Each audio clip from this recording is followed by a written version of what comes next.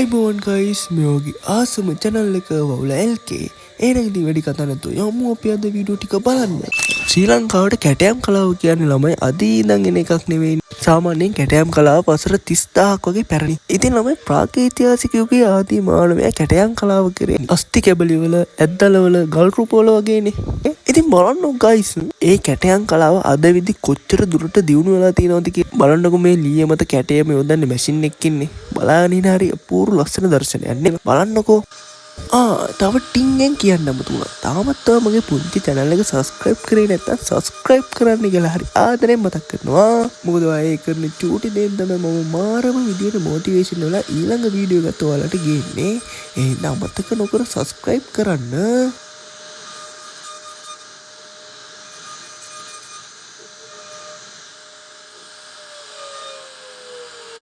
ඉතින් යාළුවනේ මෙන්න මේ වගේ සුදු පාට බෝලයක් ඔයාලා කොහේදී හරි දැක්කොත් guys පණ එපා කියලා දුවන්න.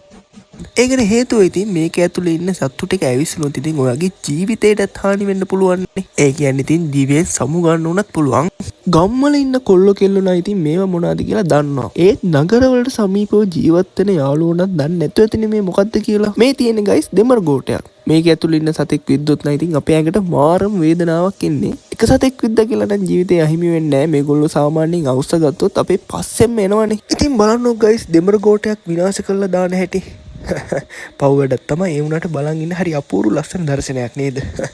ඔයාලා දන්නවද දෙමරෙක් විද්දම ඇයි මෙච්චර රිදෙන්නේ කියලා? ඒ කියන්නේ මෙච්චර අපිට වේදනාවක් ගෙන දෙන්නේ කියලා. සාමාන්‍ය යාළුවනේ දෙමරෙක්ගේ ඇසිටයිල් කෝලීන් කියන විෂ ජාතිය අඩුම් වෙනවා. සාමාන්‍ය මෙම රසායන ද්‍රව්‍ය ඉහළාගියකින් යුක්ත වෙනවා. හොඳේ. ස්නායු අන්ත උත්තේජනය කරමින් විදුලි සැරක් වදිනවා වගේ වේදනාවක් තමයි අපිට ගෙන දෙන්නේ. හොඳේ.